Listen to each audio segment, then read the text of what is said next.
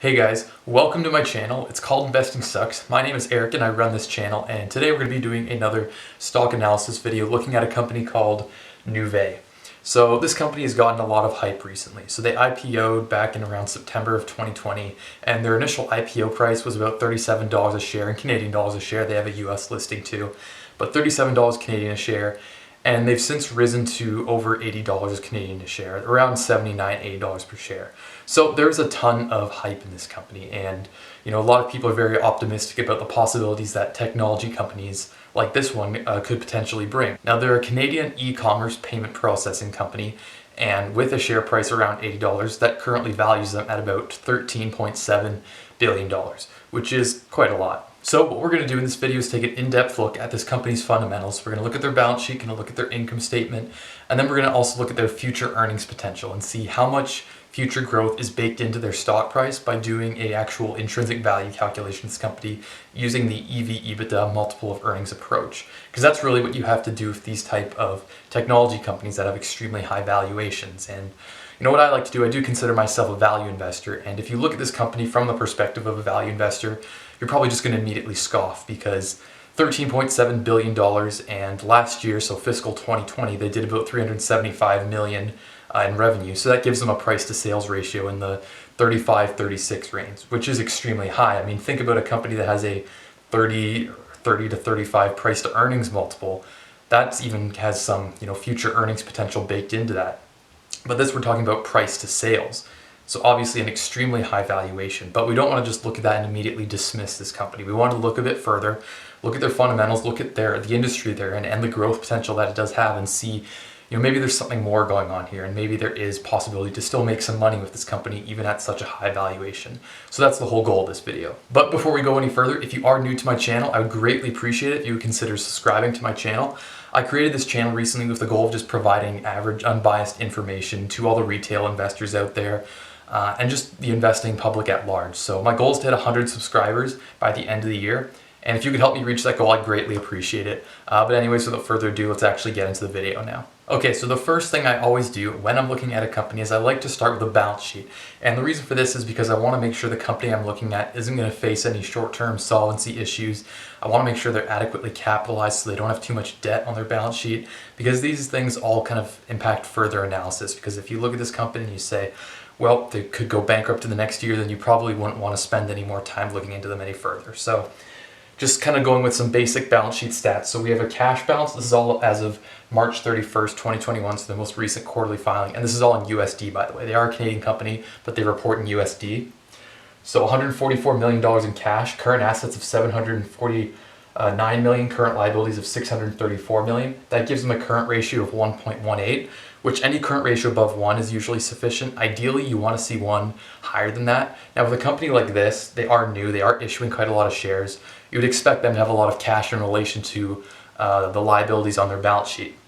Now, since they are a payment processing company, one thing they do is they have a lot of funds from the transactions they process that are kind of kept in their accounts but are actually due to other parties. So they have this account, it's called segregated funds, which is what appears as an asset, and there's a liability for the exact same amount called due from merchants. So what that account is just money that they still have to give to their merchants for doing their payment processing, and that amounts to $540 million. So if we take that out of their current assets and current liabilities, we get a current ratio of 2.23, which is a lot better. Anything above 2 is ideal for a company. I mean, anything higher is great, but 2 is awesome. And then we also have total liabilities of $906 million. So they don't have enough cash to pay down all their total liabilities. That would kind of be the best case scenario, but they're still pretty good otherwise. So nothing really to worry about there. No solvency issues, which is great to see. Now their debt to equity ratio is 0.61, so they do actually have a little bit of debt in relation to their equity. And then, so an accumulative deficit, I like to look at this. This shows the total losses that the company has had kind of throughout the years of operating. That's $184 million. It went down a bit because in the last quarter they did report a profit, so that's good to see. And then share capital. Share capital is the total amount of money that they have received from issuing shares in the past. So it's about $1.6 billion. Again, you expect that with a company like this. They are continually issuing shares as they scale up and grow, and they also had to cover their losses, but it looks like they're going to be profitable now, so maybe we won't see as many shares being issued. Okay, so now the next thing we're going to look at is shares outstanding. So this is a key issue for this company because with these kind of up-and-coming tech companies, you usually see a lot of share issuances happening. So they're continuing to issue shares as they grow, as they make acquisitions and that type of stuff. So you kind of expect it to see it here. And if we look at the numbers here, we only have 2 years of data here because they only went public in 2020. But we can see their shares have gone up quite a bit. So in 2019, they had 61.5 million shares outstanding. In 2020, so December 31st, 2020, they had just under 100 million shares outstanding. And as of their most recent quarterly filing, they had 138 million shares outstanding. So there is quite a lot of dilution happening with this company. But this isn't as big a deterrent to this company because you kind of expect it. But one thing you do want to take note of is how much of this dilution is due to acquisitions. Because if you guys saw my last video when we talked about Lightspeed, we noticed that Lightspeed was doing a lot of acquisitions, and we saw that acquisitions made up a pretty significant portion of their year-over-year growth from 2019 to 2020. And that's kind of a warning sign, because if you're an equity investor, you would rather see organic growth in the business. You don't want to see the company growing just because they're issuing more shares to make these acquisitions, because then you're just getting diluted. So what we're going to do now is we'll go to their annual report, and then we'll see how much of this relates to acquisitions. Okay, so I'm in their annual report now. I went to their statement of changes in equity. And what you're going to want to look at here is the share capital count here. So it has what it was as of December 31st, 2018, all the way to December 31st, 2020. And it shows the changes. And we're going to look for 2 changes. So one is it changing due to them issuing shares, which we can see happen in both years. So right here, share issuance, and then about $280 million in 2018 and 2019. Again, the share issuance column here. And then just under $1 billion, $920 million in share issuances. So they're still issuing shares. They need to cover those losses. But it also segregates out how much of the share issuance was to make business acquisitions. So in 2018 it was 0, but down here, you can see this column here, business acquisitions, and about $250 million worth of shares were issued to make business acquisitions. So now what I want to do is actually go into the notes to the financial statements and read about these acquisitions to see how much revenue this accounted for as their year-over-year revenue increased. Okay, so here I'm looking at note 4 of the notes to the financial statements, which details, as we can see here, the business acquisitions. So they have one here where they purchased a company called SmartPay Technology and Services. And it kind of details the acquisition. So it says how they paid for it. So the company acquired SmartPay, a payment services provider headquartered in the Netherlands. The fair value of consideration transferred consisted of cash paid of, I believe that's about 71 million euros, so 81 or 82 million USD. And then they issued this many of their subordinate voting shares, which is kind of the shares that you trade on the stock market, for an average price of 37.95. So that's about what they were trading for as of the date of making that acquisition. So they did issue quite a lot of shares in order to pay for this acquisition. Now, one thing we want to take note of is how much of the revenue increase year over year can be attributed to this acquisition versus just organic growth in the payments business. Because keep in mind, the company's revenue in 2019 was 246 million, and then in 2020 it increased to 375 million. So that's about 129 million increase in revenue. So how much of this was due to this acquisition? Well, it was just under 10 million, so 9.7 million. So not a lot. I mean, it's a little bit, but that's kind of, you can take that as good news, because then you can say, well, most of their growth came from organic growth in the business as opposed to just making acquisitions and diluting shareholders. Okay, so now we've talked about the balance sheet, we've talked about common shares outstanding. Let's move into the income statement. So what I have here is Google Finance, and what we're looking at is kind of a quarterly breakdown of their profit for the past few quarters. So we can see here, this was Q1 of 2021 where they've reported a profit, and they actually also reported a profit in Q4 of 2020, which is this this yellow square right here. So the net income was 21 million, and that was on revenue of just under 116 million USD. And now we can see this huge loss right here in Q3 of 2020. So let's go select that. So Q3 of 2020, they had 93 million in revenue, and then about 78 million in a net loss. So that begs the question, what happened here? Why was this one quarter they had a huge net loss in it? So to answer this question, we're going to go back to the annual report, and we're going to go to this section which is called Selected Financial Information. What it has is a trend analysis which shows a quarterly breakdown of EBITDA, which we need to look at EBITDA anyways because we're going to use that if we're going to do the EV/EBITDA valuation method. So let's look at this a bit in depth now. Okay, so with this trend analysis, we can kind of see how their revenue has grown on a quarter by quarter basis. So we go back here, March 31st quarter 2019, they had 45 million in revenue. And then that grows all the way to December 31st of 2020, where they have just under 116 million USD in revenue. And if we look at their cost of revenue, it's a pretty consistent percentage of their revenue, and it grows as their revenue grows. So we can see here it was about 7.3 million, all the way here to 23.5 million. And it's a pretty consistent ratio of about 80%, meaning an 80% gross profit margin. So this number here, gross profit, is 80% of their revenue, which is extremely high. An 80% gross profit margin is very encouraging. That proves that this company really is offering a valuable service that their clients really respect, and they're willing to pay them a lot of money for it. And as a result of that, Nuvei can earn very high margins of it. And even if we look at their selling, general, and administrative expenses, what we want to see here ideally is these expenses as a percentage of their revenue decreasing as their revenue increases, because we want to see that their revenue, as it grows, their business scales up and they don't need to spend as much money on these expenses because they're just kind of earning income from, their revenue and these super high margins they have. So we look over here in March 31st, 2019, selling, general, administrative was about $34 million, and that's on revenue of $45 billion.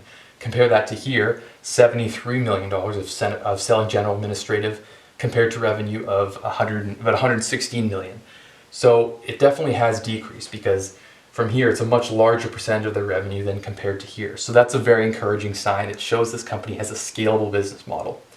But then if we get down here, that's where it gets a little confusing. So we have finance income. Finance income is fairly straightforward. That's just kind of interest they're earning on cash they have. But then these finance costs, here we can see that very large expense that we saw when we were looking at Google Finance. So 91 million in finance costs. Over here, 78 million in finance costs. Here, 62 million in finance costs. It's very inconsistent. So we got to figure out what this is, and we got to figure out why it's holding their net income down so much. Okay, so I had to do a bit of investigation in order to determine what this net finance cost was. So here I'm looking at the statement of cash flow. So we got the cash flow from operating activities section. And at the top here, we can see their net income. So they lost $103 million, but they actually had positive cash flow from operations here of $93 million. So that's a little bit interesting, because then we have to kind of wonder why was that the case? Why did they have a negative net income but positive cash flow from operations? It's likely due to some type of accounting treatment that's going on that's causing them to have to recognize some type of expense that isn't an actual cash expense. And the biggest item we can see here is, again, this 164 million, which if we trace it over here is the net finance costs. So it was that weird item that was keeping their net income down so much that we just looked at when we were looking at Google Finance. So I did a bit of digging. So I moved down to page 121 here, and this is note 15 to the financial statements, and it actually details what is included in these net finance costs. And we can see the largest items here is the 73 million costs that they have to recognize, as well as various other interest expense. So net finance costs, it can include a lot of things. You're going to usually see, foreign currency, interest expense, interest on lease liabilities they have. But the one thing that's kind of unique is this item here. So change in redemption amount of liability classified as Class A common shares. And it was for 73 million. So to get an explanation on this, I'm going to scroll down a bit further and go to note 17, which actually explains what they're talking about here. So this highlighted part here where it says Series A voting rights, it details the Class A common shares. And then down here it says there's a put option on them that allows the holder to require that the company purchase all or part of those common shares at any time for fair value in exchange for cash. So what that giant net finance cost was that caused them to lose so much money was an increase in the value of these Class A common shares. And the interesting thing about these is because they have this put option on them that allows the holder of these shares to force the company to buy the shares from them, they actually classify this as a liability, because it is something that's, an external party to the company could do that forces the company to have to pay cash, which is in the form of redeeming these shares. So even though they are common shares, you would typically see those as equity. In this special case, because of this weird thing going on with the put option, they're classified as a liability. But the good news is we don't have to worry about weird costs like this happening in the future, because what they actually did was they converted all these, shares that are shares but technically classified as liabilities into just regular equity. And to kind of illustrate that point that I just said, you can see here, this is kind of a section of the annual report that's detailing certain types of share capital, but specifically those that are classified as liabilities, as we can see up here. And then we have their Class A common shares. And then here there's a section that says conversion into subordinate voting shares, which are the typical common shares that you buy and sell when you're investing in this company in the public stock market. So they're completely gone now. And then the same thing happened down here where they had these preferred shares that they also had to, that had a conversion option on them.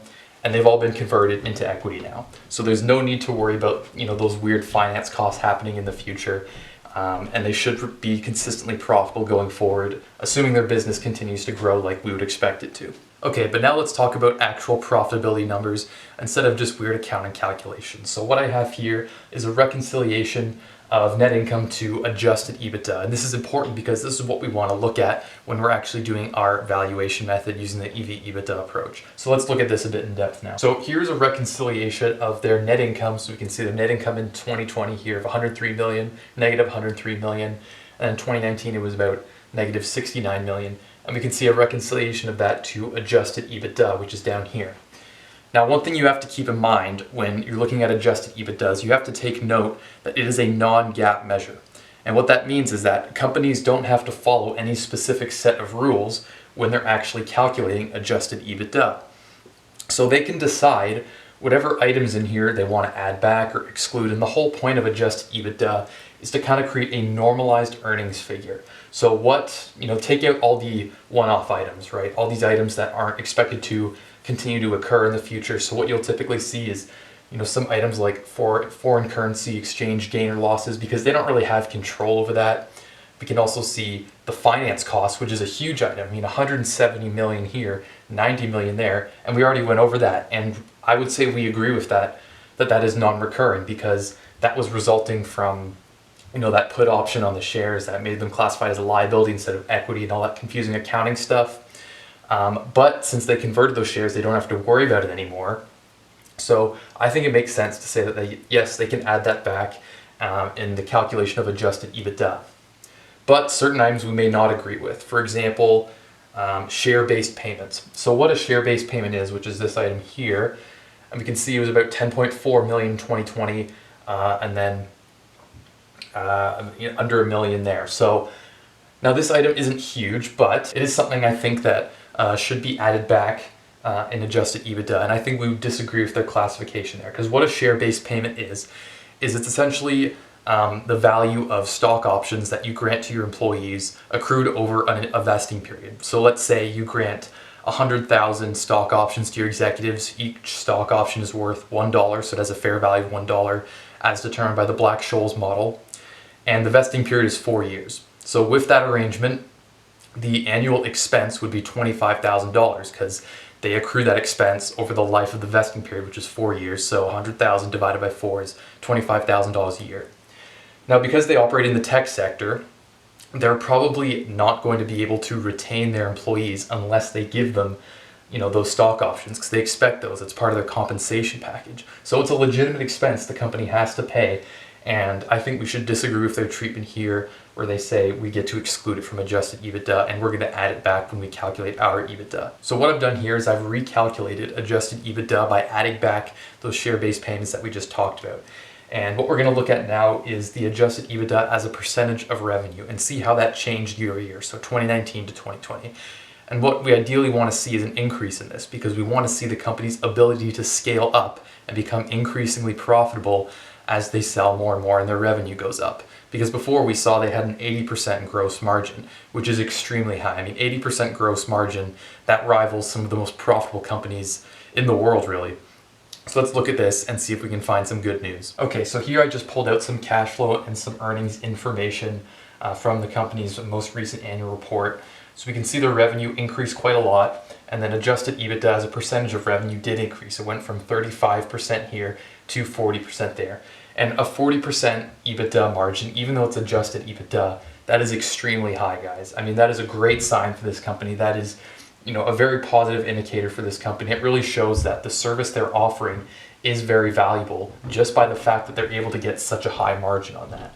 And we talked about before, they do actually have positive cash flow. They even had positive cash flow from operations in the year 2019. And very little CapEx here. We can see only 1.8 million in 2019, 3.4 million in 2020. So very little upkeep is needed to kind of keep the business running.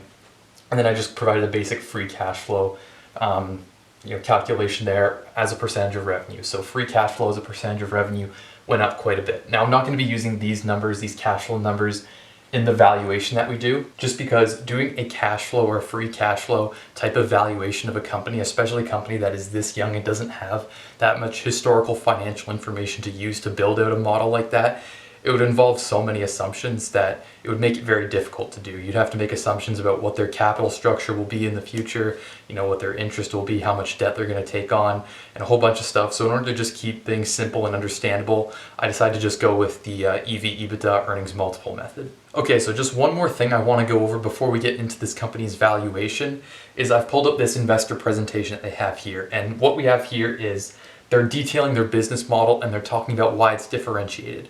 And I think this is super important to go over as an investor in this company because you need to know what management is saying the basis upon which they're going to compete in this industry on is. How are they going to differentiate themselves? Because if you think about the payment processing industry, how do you really differentiate yourself in this industry? I mean, it's just processing payments, right? I mean, I'm no expert, but to me it seems this would be something that's pretty difficult to, kind of fend off competition. And as we saw with their margins, they had a very high EBITDA margin. They had an 80% gross margin. Competitors are going to take note of that and they're going to say, well, look at all this money this company's making, and they're going to enter that market. It's just a fact of life. That's how business is, and that's how it always will be. So as an investor in this company, you need to make sure that the company's strategy is sufficient to actually maintain those margins into the future.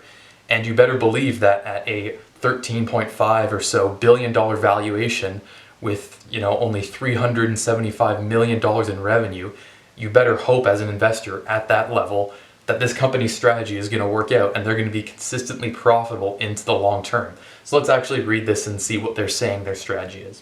Okay, so they've got 5 points here which they've titled, our business model is highly differentiated, which we attribute to 5 key factors. So one is our single integrated platform solution. So basically they're saying it allows customers to accept many different types of payments in many different currencies, even in some cryptocurrencies, which will allow them to expand into new markets and remove payment barriers. All right, fair point. I mean, I can agree with that. I would see how that would be something that's valuable in a payment processing marketplace. Our focus on continued product innovation positions us as a true technology partner to our merchants with a team of engineers and product managers committed to innovating and building cutting-edge solutions. So that's very vague. I mean, they're really just talking about innovation, which, I mean, I hope a company like this is innovative. At a 35 price to sales multiple, they better be innovative. The depth and flexibility of our products and solutions suite. So they're saying, okay, we offer, various different types of stuff.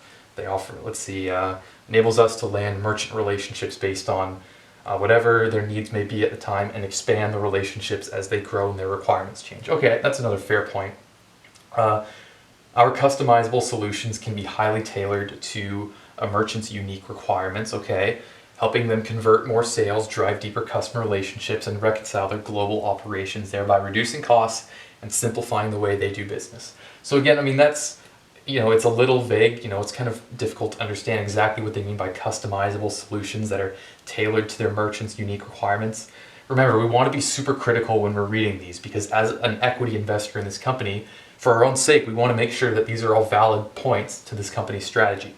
So number 5 here is our focus on complex high growth verticals with high barriers of entry. So I believe when he says verticals here, he's just referring to kind of niche markets. So businesses that operate in kind of like a niche area, which they specifically say have difficult for new entrants, which you can say here, very specific expertise and know-how, effectively creating deep moats around our business, making it difficult for new entrants. The combination of these 5 differentiating factors is driving the strong momentum we see in our business today. Okay, so that's what management is saying their strategy is. So as an investor, you have to evaluate that and say, do I think that that strategy is going to be enough to maintain those high margins 10 years in the future, 20 years in the future? Now, I'm not an expert in the payment processing industry, okay? I don't really know that much. I'm not going to stand here and pretend like I'm an expert. So I don't know if that's going to work out, right? And that's a really big question surrounding this company is, do they have an economic moat? Is there something that truly makes them unique from their competitors? I don't know the answer to that question, and I don't know if, by the, 10 years from now, they'll still be able to, continue with just these points, or are they going to have to change their business model somehow? We just don't know.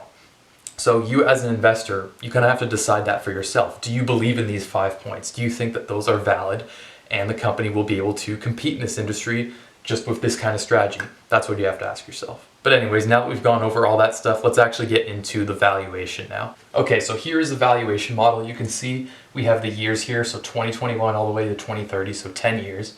There's revenue growth rates. So we have 60% year over year, so this would be into 2021.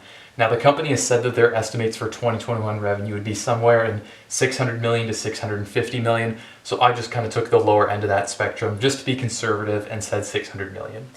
And then you can see if the revenue growth rates, it is pretty strong. These are optimistic growth rates, but it does taper off here, as you can see, as the company grows, they mature, they become a larger company with more revenue, and we get a compound annual growth rate of revenue from 2021 all the way to 2030 of about 20%. Now, this is kind of based off of the expected growth in e-commerce as a whole, because these guys do process payments for e-commerce businesses. And I did just kind of some basic research and found out that kind of the projected growth of the e-commerce sphere as a whole, kind of in the US and abroad as well, was somewhere in the range of 13 to 15% each year. So I looked at a few different websites to kind of get that information. Now I assume that their growth rate would be higher because they are a new company. Their growth isn't going to come only from just the, acquiring more, or just growth in the e-commerce business. It's going to come from acquiring more customers. So their revenue by 2030, I've projected to be about $13.8 billion. And then I've assumed their EBITDA margin of 45%. Now, it was 40% in 2021. So I'm assuming it's going to grow even more, just by a little bit though, just 5%. So 40% here to 5% here, or 40% here to 45% here. Just based on the fact that I think as their revenue increases and they can scale up their operations a bit more, you should see their margins expand a little bit. So then we get EBITDA of 1.7 billion here, which is very high. A 45% EBITDA margin, that is extremely high. That assumes a company has, a very wide economic moat, extremely profitable, which we kind of just discussed in their strategy part. I'm then taking a 19 EV/EBITDA multiple, which I got, again, just doing some basic research. I just looked at what's the average EBITDA multiple for payment processing companies kind of in the last 5 or so years of mature payment processing companies, because by the year 2030 we are projecting that Nuvei will be more mature and have more stable revenue. It won't be fluctuating 100% year over year type of thing. So then we have to subtract debt. Now I just assumed $2 billion of debt. That's more than they have now. Again, this is kind of just an estimate. I think they will take on debt kind of for expansion opportunities in the future once they have more stable cash flow. They do have some debt on their balance sheet now. And then the cash, I just kept the cash about the same as what it is today, so 200 million, which doesn't impact the overall valuation that much. So then with that, we get an estimated market cap of $30.6 billion by the year 2030. Now I've also assumed shares outstanding right here of 175 million, so that's in millions. Now we looked at it previously, it was 138 million. I do think it makes sense to assume that they continue to dilute their equity holders a bit and issue more shares into the future because they're going to make acquisitions, they're going to issue more shares, to raise money for growth, that type of stuff. So again, this is more or less an estimate, and in the future, maybe by some of these later years here, if they have sufficient cash flow, they could buy back some shares and bring it down. You just don't know. So this is an estimate, 175 million, and then this gives us a projected share price in US dollars of 175. Now in USD, their current share price, you can buy it on the public market for around $80. So we're going from $80 if we were to buy it now in USD to $175 in USD, which gives us an average annualized return of 8.16%. which is a solid return, but the market historically has done about 10%, right? So really you want to see this become a bit higher. And because you're investing in an individual company, you are taking on that additional unsystematic risk, and you would expect to be compensated for that. So you're really looking for a higher return. So what this kind of says to me is that a ton of future growth potential is already baked into this company's stock price. Because if they're selling now at $80 per share, which we looked at before was, in Canadian dollars, was about 13 billion, so I guess USD that'd be about 10 billion. There's a lot of future growth already built into there. So this valuation example is really a great example of a core lesson that I really preach a lot on this channel, and that is when it comes to valuing a company, all it really is it just comes down to whatever assumptions you make, right? Because any company can appear undervalued as long as your assumptions as to the growth that they'll experience and the earnings that they'll have are aggressive enough. As we saw here, even with this example that I think is very aggressive, I think that projecting that they will go from 375 million in revenue to almost 4 billion in revenue 10 years from now and still have a 45% EBITDA margin and sell for a 19 times EV/EBITDA multiple, and then you're only getting 8% for that. I mean, that to me doesn't really seem worth it, because when I like to invest, I want to build a sufficient margin of safety, which means even if my assumptions are a little bit wrong, so they don't grow as fast as I expect them to go, maybe the multiple isn't as high, I'm still going to do okay. I don't want to put myself in a situation where the only way I'm going to earn a sufficient return on my investment is if they just shatter growth expectations, they go to the moon, and they just obliterate everything, have amazing margins and all that type of stuff. Because if that doesn't happen, then you're just faced with downside risk. And while I do think there still is some opportunity in this company, and they do have great potential just based on what I've seen, I mean, the margins we saw on this company are extremely high, I do think that there is still quite a lot of risk. Especially now, at their current valuation of about $13 billion, there is a ton of future earnings baked into that stock price, which if they don't achieve, then you are faced with downside risk. Okay, so the next thing I'm going to show you in Excel here is this sensitivity analysis. So what the point of this sensitivity analysis is to show how our expected average annualized return over the next 10 years changes if we change our assumptions. So if we change our EBITDA margin assumptions, so we have a range here of 20% to 50%. Keep in mind what we estimated was 45%. And if our expected revenue, so how much revenue they have by the year 2030, so 3 billion, 4 billion, 5 billion, 6 billion, and how that changes. And we can kind of see how the returns change. So say if they have, we'll go to this extreme here, 20% EBITDA margin, so maybe some new competitors come into this space, they have to lower their prices to stay competitive, and then they only grow to 3 billion. Keep in mind now they're at 300 million, but 3 billion here, and you're actually losing money, or you're expected to lose money at least. Versus this extreme here, we say their margins grow even bigger, their revenue absolutely explodes, and then in that instance you're getting just about a 15% return, which is a good return nonetheless. I mean, that would historically outperform the S&P 500, but for the amount of risk you're taking on, it does seem like a little bit of a stretch, and it might not be worth it. And then down here, if we look at the stock price entry point. So the reason I have this is because, let's say there is a market downturn for whatever reason. So the stock price, the current price is at $80. And then given our assumptions, as we talked about in the model, we expected an 8.16% return. But what if the price were to fall 5% or 10%, 15, 25%? How does our average annualized return change with that? Well, if it goes down 25%, then all our assumptions stay the same, but we expect an 11.3% return, which is significantly higher than 8.16%. Keep in mind, the stock market historically averages somewhere 7 to 10%, usually a bit higher, about 9.5%. So an 11% expected average annualized return is quite good. So if you want to keep an eye on the stock price to see if it does come down, say it comes down only 5%, 10% for whatever reason, keep in mind this is the stock price quoted in USD, not Canadian dollars, then you could get potentially a better entry point. And if you've already invested in this company, maybe back like a few months after their IPO, and you got into them at a lower price than this, then you're probably doing pretty well, and you're probably laughing at this whole analysis I'm doing here. Now, one other thing I want to show you guys, so I've gone back to my EV/EBITDA valuation model here, is what happens if we change some of these assumptions, specifically the amount of shares outstanding. So we projected 175 million. Now, we don't know what it's going to be, but with 175 million shares outstanding, we're getting 8.16% average annualized return. But what if they issue more shares to make more acquisitions in order to achieve these growth rates here that we've expected? So let's say there's 200 million shares outstanding. So if we change that, we can see our average annualized return goes down. It goes down to 6.7%. So that's the effect of dilution. That's something you have to understand when you're investing in these high growth tech stocks, is that's what happens when you get diluted, when they issue shares in order to raise additional funds to cover those losses they keep having, which may not be the case with this company. They are, they have generated a profit. But if they continue to make acquisitions in order to get good top line growth, you are going to get diluted, and the effect of that dilution is a lower return for you.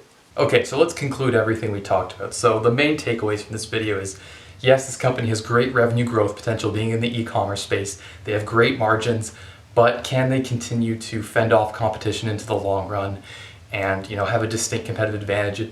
That we just don't know. So that's really a big question for this company going forward. But if you bought this company when they IPO'd a few months ago, then congratulations, you're sitting on some really nice returns, and I'm sure you're really happy about that, and I'm sure you very much like this company. We'll see where it goes. I'm excited to see what this company can do in the future, how fast can it grow in revenue, and if it can maintain those margins. But anyways, that's all from me, guys, so thank you so much for sticking around and listening to my analysis. Do like the video if you enjoyed it, and please subscribe if you're new to my channel, and I'll see you in the next one.